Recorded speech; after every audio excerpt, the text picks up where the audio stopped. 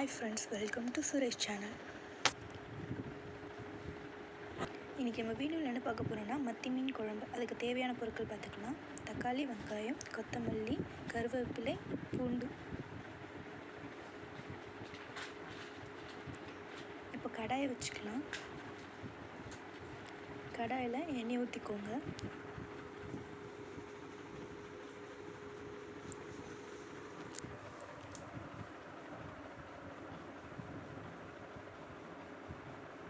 எண்ணெய் நல்லா காஞ்சிருக்கும்.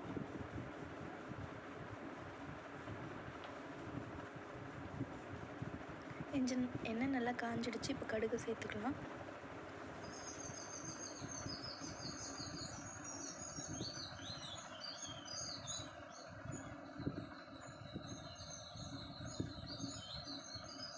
கடுகு இப்போ பொரிஞ்சிடுச்சு. வெந்தயத்தை சேர்த்துக்கலாம். ரெண்டுமே நல்லா வறுபட்டுடுச்சு.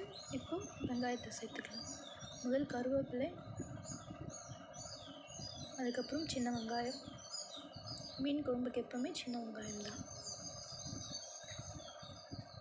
இப்போ நல்லா மிக்ஸ் பண்ணி விட்டுக்கோங்க. இப்போ பூண்டு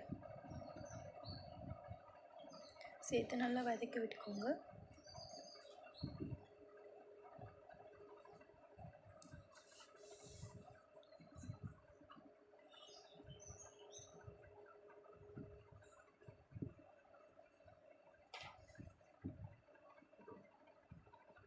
இப்போ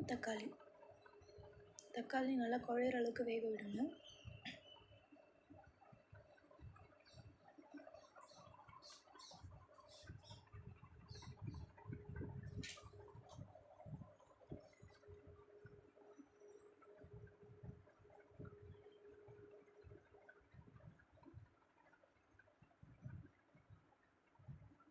இப்போ தக்காளி நல்லா வதங்கிடுச்சு.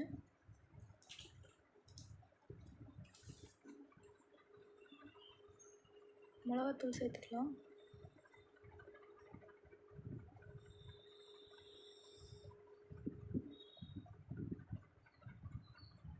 புளி தண்ணியை சேர்த்துக்கலாம். புளி தண்ணியை சேர்த்து நல்லா குழம்பு கொதிக்க விடுங்க, பச்சை வாசனை போகிற அளவுக்கு. இப்போ தேவையான அளவுக்கு உப்பு. இப்போ குழம்பு நல்லா கொதிச்சிடுச்சு. மீனை சேர்த்துக்கலாம்.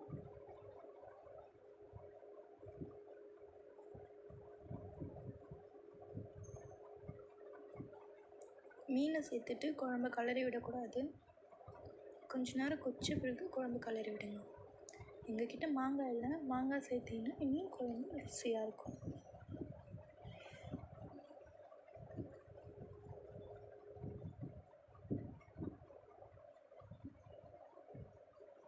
கொஞ்சம் பொறுமையாக கலரி விடுங்க, மீன் உடைஞ்சிட போகுது. குழம்பு நல்லா கொதிக்கட்டும். பார்த்தீங்களா குழம்பு எப்படி கொதிக்குதுன்ட்டு. இப்போ மீன் வெந்துடுச்சு. குழம்பு ஆஃப் பண்ணிக்கலாம். கொத்தமல்லி போட்டு இறக்கி வச்சுக்கலாம். வாங்க எல்லோரும் சாப்பிட போகலாம். சாப்பாடு ரொம்ப நல்லா இருந்துச்சு. தேங்க்யூ ஃபார் வாட்சிங். மறக்காமல் லைக் பண்ணுங்கள், ஷேர் பண்ணுங்கள், கமெண்ட் பண்ணுங்கள், சப்ஸ்கிரைப் பண்ணி வச்சுக்கோங்க. மறக்காமல் இந்த ரெசிபி ட்ரை பண்ணி பாருங்கள்.